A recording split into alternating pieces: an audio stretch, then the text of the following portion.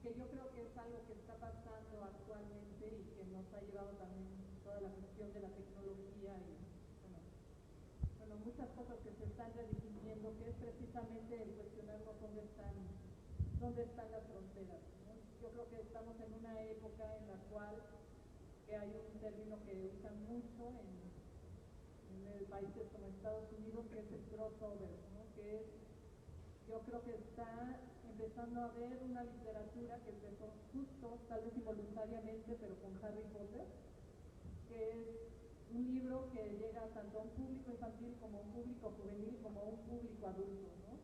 Siempre ha habido crossover, ¿no? Tolkien es el gran crossover, por ejemplo, ¿no? Alicia en el País de las Maravillas a veces nos las estamos peleando, ¿no? Los que quieren así decir, no, una obra de calidad no puede ser de infantil, entonces tiene que ser de literatura de adultos, ¿no? Pero bueno, así como para resumir, yo creo que mucho de lo que nos estamos planteando actualmente es que no podemos, por ahí lo escribí en otro espacio, no podemos concebir la edad como algo fijo, como algo estático. Estamos actualmente empezando a pensar más como en cuestión del proceso. Y llegando justo a esta cuestión de la literatura infantil y juvenil, no hay una forma de decir que la juventud termina en este punto y empieza la vida adulta. Y yo creo que un fenómeno que está pasando a nivel editorial y que se me hace muy interesante es que precisamente se están dando cuenta de esto. Entonces ya hay literatura juvenil, ya hay literatura para jóvenes adultos. Y ahora resulta que hay otro tema que es literatura para nuevos adultos. Y bueno, yo ya no sé en dónde queda uno, ¿verdad? Entre cuáles son los viejos adultos, los nuevos adultos. Y yo creo que es justo una etapa en la cual estamos precisamente redefiniendo y preguntándonos qué está pasando con esto, ¿no?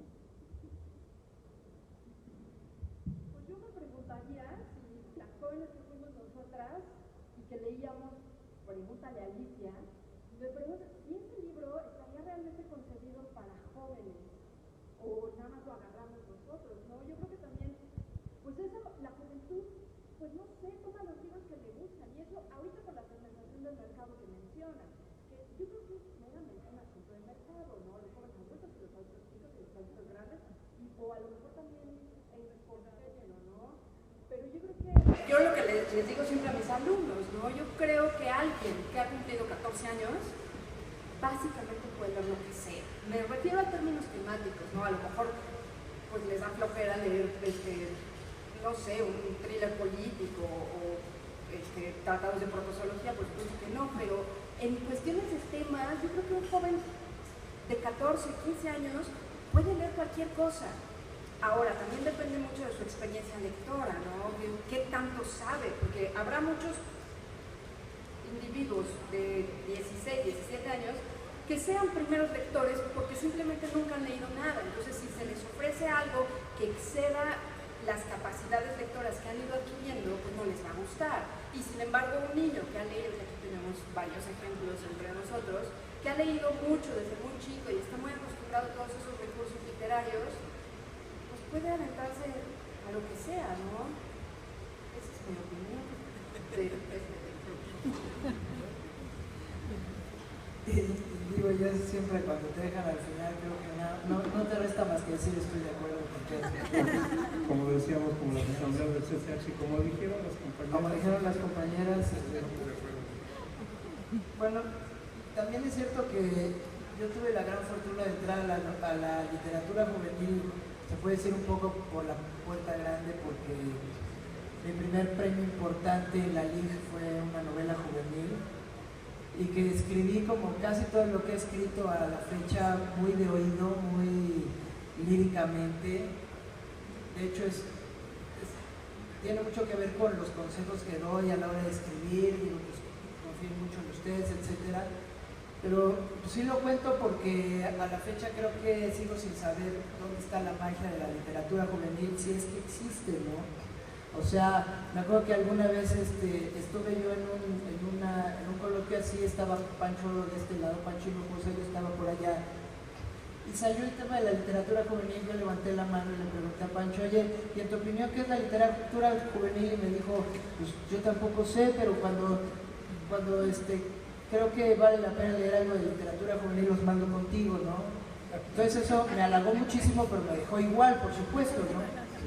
Entonces a lo que voy es que creo mucho en esta definición de la LIG en general, ¿no? Que además siempre digo así arteramente que es la que más me gusta y es la de la Wikipedia, o sea, asquerosamente pues es la de la Wikipedia, y dice que literatura infantil y juvenil es aquella que también les gusta a los niños y a los jóvenes, ¿no? O sea, yo sí creo mucho en que tiene que ser, para que sea literatura nos tiene que gustar a los que pues, tenemos como cierta capacidad de distinguir entre algo que no es literatura y lo que sí es, ¿no? Entonces, de pronto dices, esto tiene ciertas características, no sé, de importancia, de trascendencia, de belleza, que dices, es literatura. Ahora, se lo puedes mandar a los niños y a los jóvenes y si te lo avientan en la cara, no cumple ya con la condición de ser literatura infantil o juvenil, ¿no? Y entonces ahí, pues ni hablar, si te estás dando de bruces y ni hablar, qué bueno que todavía existe ese remanso, ¿no? De poder decir, esto funcionó, esto no, pero yo insisto todavía, yo no sé, porque también dicen, ay, Toño Malvin es un experto en literatura juvenil, no es cierto, o sea, de hecho yo soy de los más perdidos, me han salido las cosas, pero no sé yo la verdad dónde está el meollo, o sea, la verdad sigo sin saberlo, ¿no? Y la verdad es que sí, me gustaría que en esta mesa lo resolviéramos, ¿no? Para ver si entiendo por dónde va, ¿no? Pero bueno, la verdad es que sí, lo digo honestamente, ¿no? Bueno, es que, se vale romper el horno, por favor. Yo pensaba ahora en dos cosas, ¿no? Fíjate, curiosamente, cuando estuvimos en la mesa de los libros ilustrados, ¿no? Surgió también el tema del crossover que platicaba Marta, ¿no?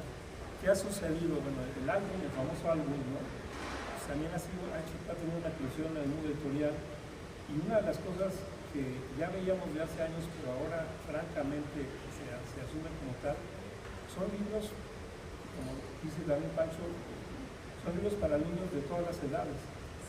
Eso me parece una idea muy interesante, ¿no? Porque antes los papás leían los álbumes de sus hijos vergonzantemente, ¿no? Después de leérselos y dormirlos en la noche, pues dice, a ver, vamos a ver el libro, vieja, porque está bien padre, ¿no? Era como algo vergonzante, pero ahora eso, pues a mí me parece una cosa fantástica. Los adultos están leyendo los álbumes, ¿no? Y ya hay álbumes como para adultos, digamos, ¿no? Hay ya este concepto, como este nicho editorial de álbumes ilustrados, no solamente las novelas gráficas, sino el álbum ilustrado. Entonces, pues suceden estas cosas que a mí me parecen muy ricas y que además hablan un poco de lo que ustedes dicen, pues es un pescado muy difícil de agarrar y sobre todo porque está en movimiento. Y bueno, yo pienso en mí, en mi experiencia como lector, que ha sido un desastre, porque yo tuve un padre que era disciplinado en las lecturas y nos daba a mí y a mi hermano a leer a Salgari, ¿no? Todo era a Julio Verne y algunos domingos nos sentaba al reporte de lectura y yo no había leído nada, entonces le decía a mi hermano, sóplame por favor, me resumen, te doy mi domingo, ¿no? Y yo leía mal y poco, y la verdad Y a mí, realmente a mí me sucedió una cosa increíble que fue en el CCH, el Sur, gracias, que leí un libro que no entendí nada, pero me dejó leerlo y dije, sí, esto me gusta. La hojarasca, de García Márquez. No entendí nada, dije, ¿qué va esto? No entendí nada, pero me conmocionó, ¿no? Yo tenía 18 años cuando leí ese libro y de verdad me conmocionó, y yo lo platico porque fue mi entrada, es como una entrada mágica, ¿no? Ese momento donde te encuentras con la lectura, ¿no? Y pues no era un libro para jóvenes, ¿no? Por supuesto, yo quiero decir, si hubiera alguna cuadratura, pues no era, para mí fue ese primer acceso, ¿no? Normalmente, además, antes no había estos cartabones, no había estas divisiones tan tajantes. Hay que hablar también de que es un poco también culpa del maldito mercado capitalista de los libros, es decir... Pero es que volvemos a lo mismo, está esta división, pero ahorita que hablas de que los papás están leyendo álbumes, nos pasa, y seguramente aquí a mis colegas les ha pasado, que de repente te escribe un papá. Pues a fulanito mi hijo le dejaron tu libro en la escuela y me lo prestó. Y el que te escribe entusiasmado porque ya sea que le gustó mucho o porque realmente logró crear un vínculo con el hijo, que bueno, eso es importante, pero ese es el papá el que te escribe. Entonces me da la impresión de como antes que los papás nos hacían leer a nosotros, ahora por este fenómeno de la lectura en escuelas, por la prescripción, etcétera, los chicos son los que están llevando los libros a la casa, se lo prestan a los papás, y los papás, el chiste también de un autor es que, pues eso, seas capaz de echarte al bolsillo al chamaco y al papá, y a lo mejor hasta el abuelito, porque también hay abuelitos que se enganchan con lo de uno. Sí, además, pues, la otra cosa que además ustedes pues, son representativos en esto, la otra revolución es en el asunto de los temas, ¿no? De los asuntos, ¿no? Que a mí me parece que eso, y en el caso de ustedes cuatro especialmente, pues ha sido muy clara esta trastocación de ese código no escrito de lo que se debía escribir para niños, ¿no? En el extremo de lo que alguna vez oía Pancho Hinojosa comentar cuando quiso entrar al mercado gringo, ¿no? Donde ahí literalmente le dieron una lista, larguísima lista de todos los temas que estaba prohibido tocar, ¿no? En los libros para niños, ¿no? Aquí en México no existía así, pero sí había como un canon de lo que no se debía hacer, no se debía platicar, no se debía escribir, ¿no? Y yo creo que en el caso de ustedes, pues eso se trastocó y eso sucede, y eso también abre otros públicos, ¿no?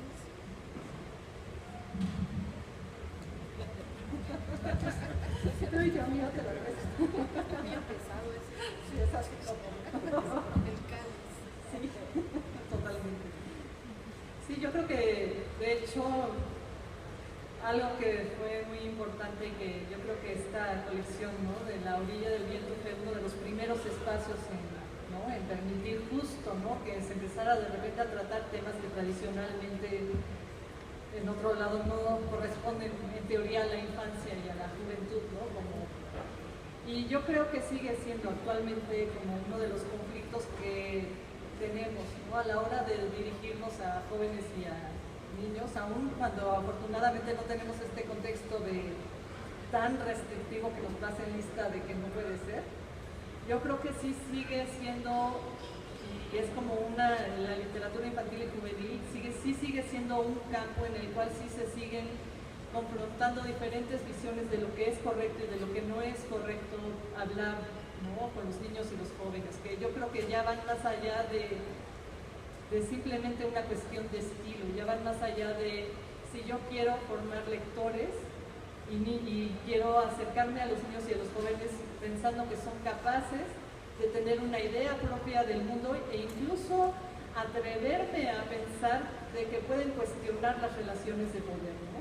Empezando por la más distintiva, que es como adulto ceder el poder ante un joven y un niño. Yo creo que es como de las cuestiones que más, ¿no? Nos dificultan, ¿no? Y pues yo creo que es algo que estamos actualmente en esta lucha, ¿no? Venimos de un boom en el cual era de justo, ¿no? Esta cuestión de de empezar, ¿no?, a dejar de lo políticamente correcto, de voltear, ¿no?, de devolver la mirada a los niños y a los jóvenes. Y actualmente estamos en el punto de preguntar, ¿y ahora qué? ¿No? Si seguimos en este boom en el cual sí seguimos teniendo la libertad de hablar de los temas, o están entrando otros factores, ¿no?, en juego que tal vez están impidiéndonos de repente ya abordar, ¿no?, con toda la libertad que quisiéramos, ¿no? Y ya, pásalo. Lo dejo como pregunta. Pero que lo digas tú, porque has hablado de la tristeza, has hablado del asesinato en vuestro comité, has hablado del abuso, o sea, has hablado de un montón de temas sin ningún adorno. Y bueno, los que estamos aquí hemos escrito sobre esas cosas. Tal vez la cosa sería no nada más, ¿cómo le diré? Escribe realmente también lo que a nosotros se nos dé la gana, o sea, no nada más. Es que hay una especie de esto sí está un poco raro, pero una cosa que yo ya no quiero hacer es cortejar al lector, aunque sea chiquito, grande, mediano, como ya no quiero. Mónica tiene un poco la culpa.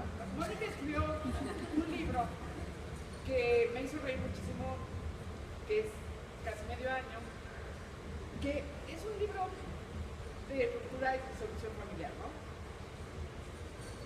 Y tiene una escena que me da mucha risa, que son unos niños en la colonia del Valle con una ouija.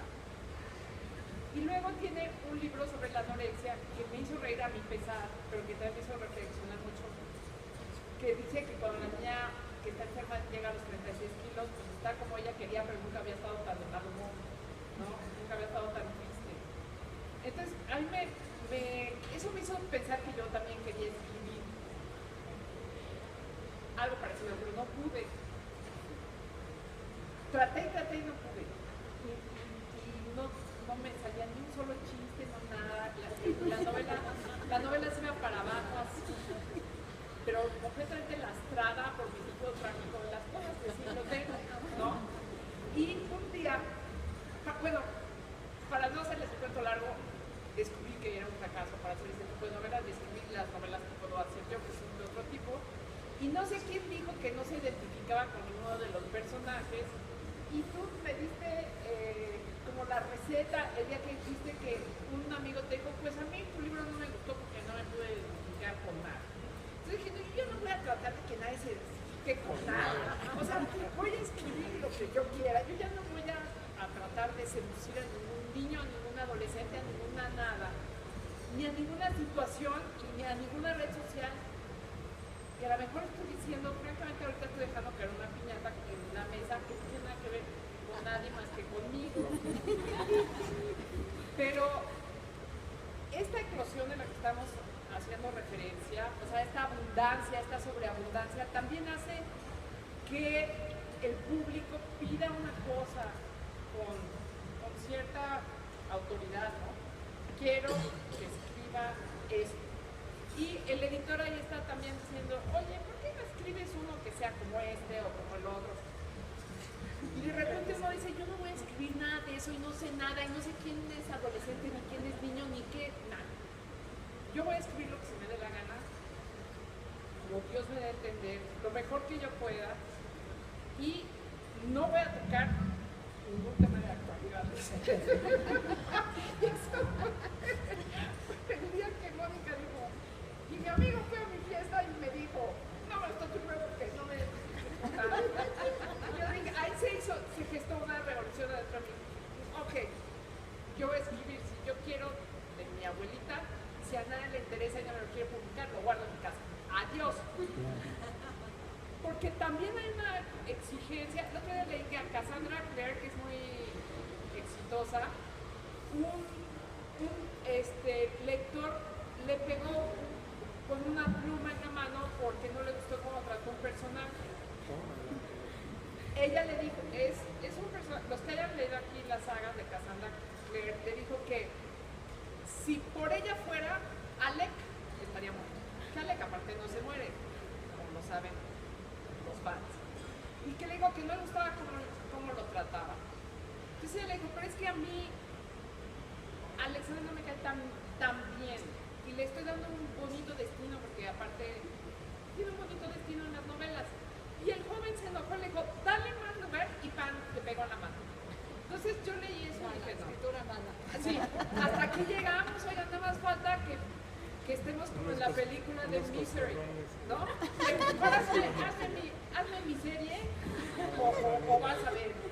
Y pórtate bien con los que yo quiero o vas a ver. Y que tengan muchos emails y muchos mensajes de texto o vas a ver. No, pues, digo, hay unos que no podemos con tanta presión. Entonces, o sea, ese es el otro lado de esta eclosión que es maravillosa. Eso que dices de que los libros gráficos para adultos, también hay libros gráficos que están haciendo sobre novelas clásicas, ¿no? Con diferente fortuna. Y pues no me imagino que los compren niños, pero quiero decir con eso que hay de todo para todos. Y que los escritores tenemos que tener la libertad de decirle al mercado, pues, a ver cómo me va con esto. Sí, a mí, yo lo que quería medio intervenir ahí como para también que vieras que la piñata yo creo nos concierne a todos, es que, o sea, por ejemplo, a mí llegaron a decirme más bien que yo no puedo escribir más que para jóvenes, ¿no? O sea, que yo incluso lo que escribo para grandes es de jóvenes disfrazados, ¿no? O sea, he escrito novelas negras que han ganado concursos de la novela negra, por ejemplo, y ha habido quien me ha dicho, o sea, es una novela para jóvenes, Toño nada más que pues tiene groserías y escenas 3X, pero pues es para jóvenes, ¿no? Entonces yo a lo que iba con lo que tú dices es que, o sea, yo creo que no hay esa división, ¿no? Porque además tengo novelas juveniles que no lo parecen en lo absoluto y que sí son juveniles porque están en Gran Angular, en Zona Libre, etcétera, ¿no? Por ejemplo, la de Lápiz de Labios del señor presidente, que afortunadamente se vende bien, o sea, es la novela menos juvenil que te puedas imaginar porque es un viejito y no sale ni un solo chavo de 15 años de nada, o sea, de pronto dices, pues cómo se coló eso ahí, ¿no? ¿Y cómo fue? Pues es que yo incluso creía que estaba escribiendo algo para grandes como Más Gordo el Amor, ¿te acuerdas? O sea, lo mismo, la mandé a la editorial y todo. Bueno, en este caso, el Lápiz de Labios ya lo había mandado a 2 o 3 editoriales para grandes y para atrás, ¿no? Entonces le dije a María Cristina Vargas, ¿me quieres leer una novela que a lo mejor podría entrar en una serie juvenil? Pero se me hace que no.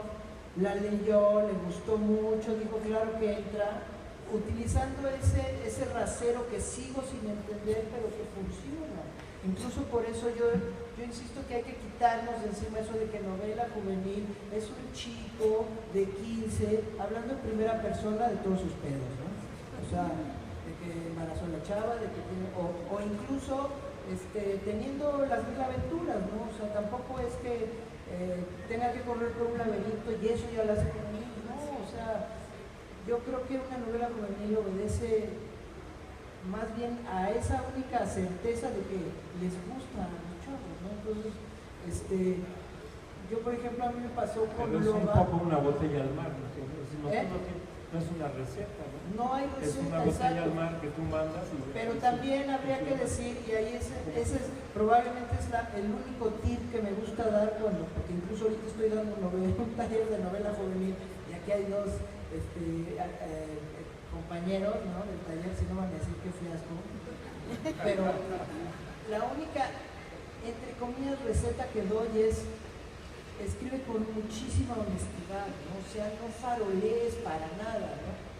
Porque de pronto sí, cuando estás persiguiendo las grandes cumbres del arte, a lo mejor sí puedes decir, ay, esto lo puedo decir 1000 veces mejor, y te regresas, ¿no? Y te regresas y a lo mejor llegas a la frase más hermosa y más pulcra y más perfecta, y a lo mejor sí es cierto que en 10 años te dan el Nobel, no sé.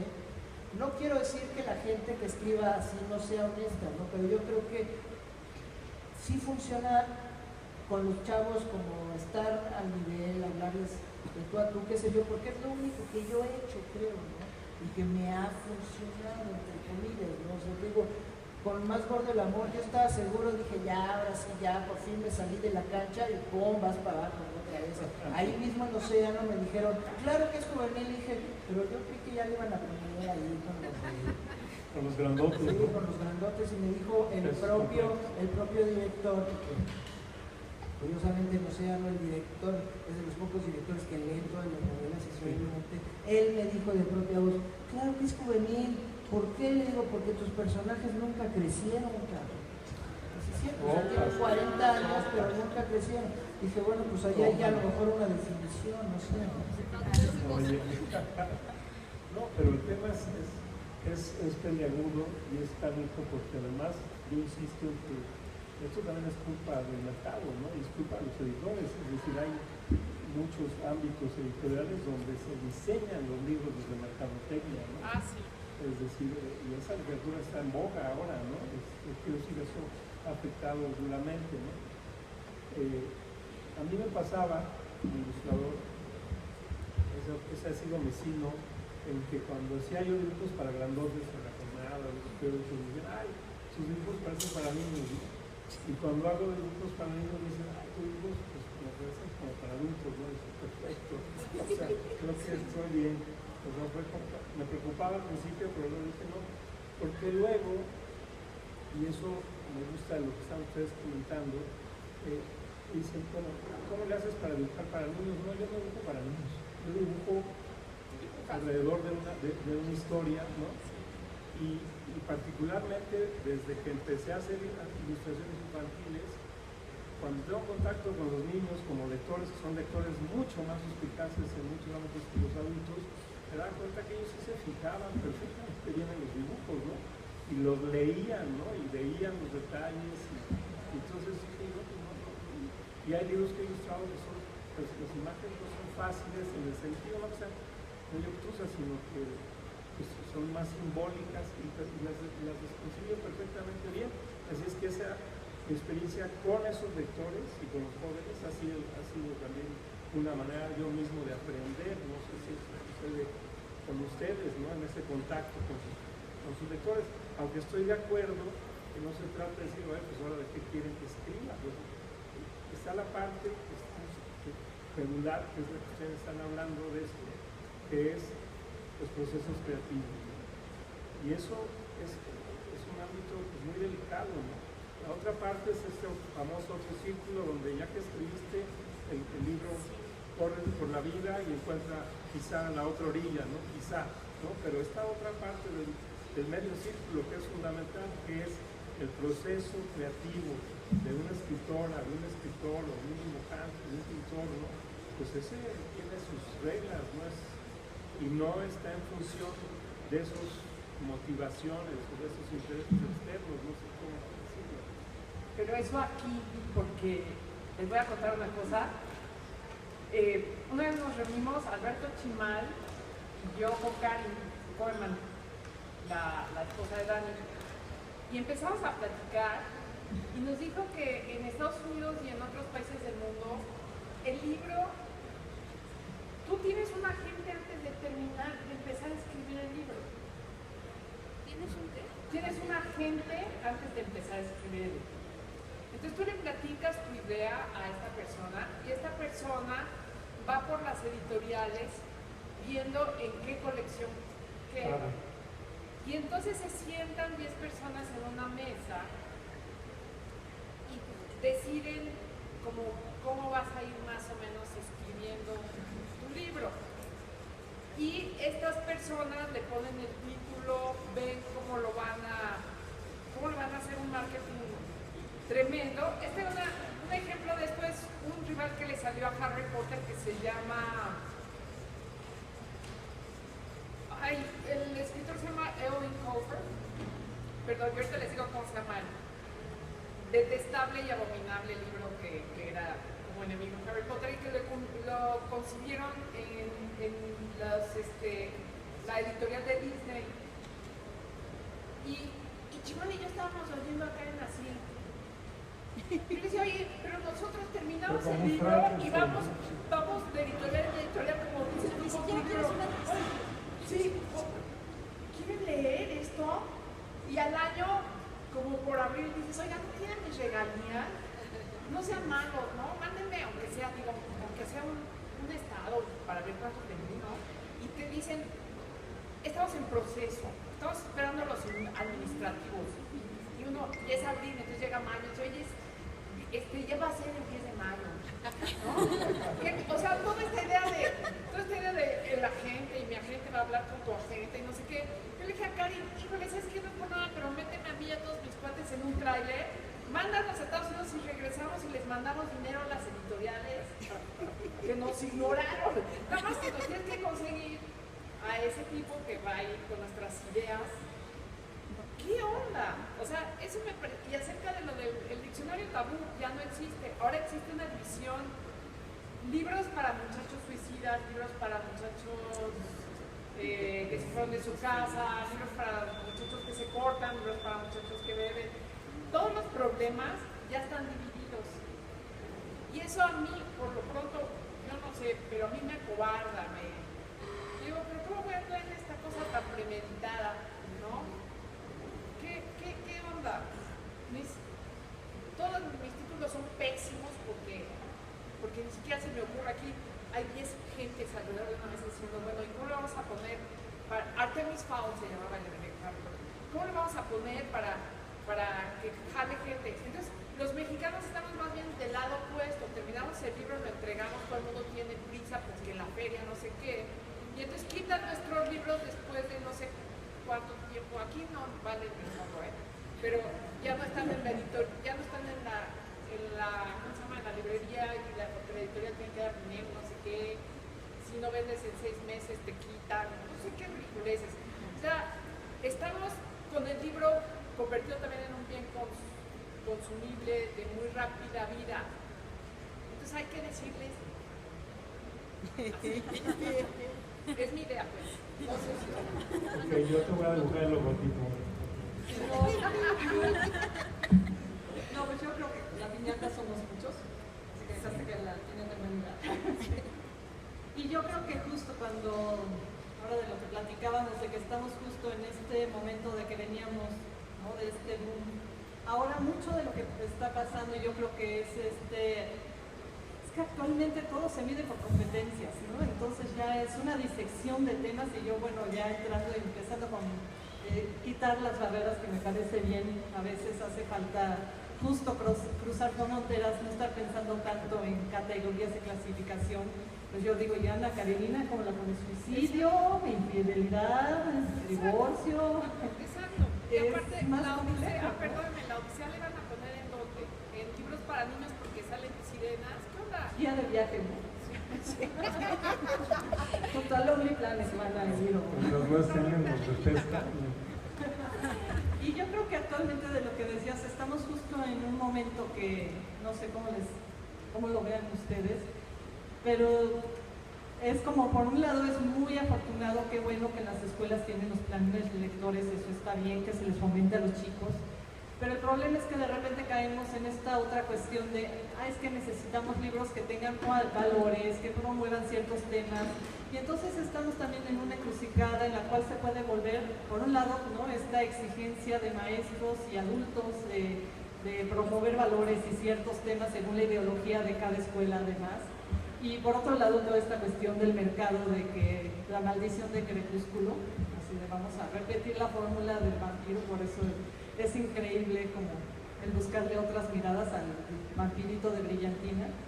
Pero estamos justo en este momento en el cual es realmente cuestionarnos justo esto de a dónde vamos, qué queremos hacer, cómo es que queremos escribir pensando en un otro, o queremos escribir buscando qué queremos decir más allá de, ¿no? de estas tablas, ¿no? Porque puede haber un momento de riesgo en el cual es como una reflexión que he tenido últimamente, en el cual si no prestamos atención a esto podemos caer en el momento en el cual la literatura infantil y juvenil se puede volver una literatura por encargo, una literatura dirigida justo a este público que está institucionalizado y que está en este universo escolar, no en el buen sentido de la palabra escolar, ¿no? Y bueno, hasta ahí, no sé cómo veo. Bueno, yo estoy de acuerdo en esto de la literatura escolar, pero para mí fue diferente porque yo empecé con esta onda. O sea, mi primer libro fue El primer barco de vapor. Y antes no había formación escolar. Entonces, yo escribí ese libro sin pensar en que iban a leerlo los niños en las escuelas, sino para que lo leyera cualquiera. Y entonces, pero yo continúo así. Muchos de los libros que he escrito, es más, yo creo que todos los libros que he escrito, no he pensado en si están de acuerdo con el programa de la SEP, jamás en la vida. Y la gran ventaja que tenemos es que uno escribe lo que le pega la gana, y entonces el departamento de marketing de la editorial le encuentra esos valores. Porque finalmente están, digo, a menos que uno sea un psycho y escriba así, que bueno, en principio no te lo van a publicar, pero si ya te lo publicaron, entonces van a tener a su equipo diciendo, pues este nombre, a ver cuál es, pues ponle la amistad, pues saben amigos. Y entonces ponen la amistad, la solidaridad, la familia, bla, bla, bla. Y la verdad es que es un mercado bien noble, el de las escuelas, porque si el libro funciona, les facilita su chamba a los maestros y los niños se entusiasman, pues ya la armaste. Ahora, yo también lo que me preguntaba, porque antes decía, no, pues es que los países europeos, por supuesto, tienen lectores, porque tienen una tradición de literatura infantil. La nuestra es realmente muy joven. Como literatura infantil me refiero a un grupo de personas que se dedican exclusivamente a escribir para niños hace 20 años, más o menos. Pero hace 20 años había unos chavitos de 8 o 9 que ya son padres de familia. ¿Se convertirían en lectores? Esa es la pregunta que ahorita, porque siempre echaba yo este rollo, pero ahorita ya deberían de verse sus resultados de gente que nuestros libros llevaron a la lectura.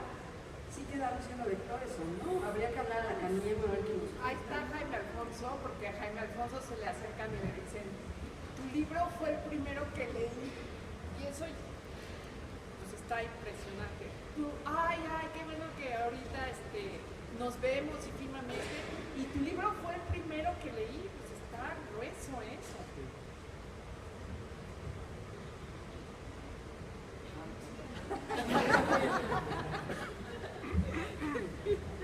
Exacto, muy bien.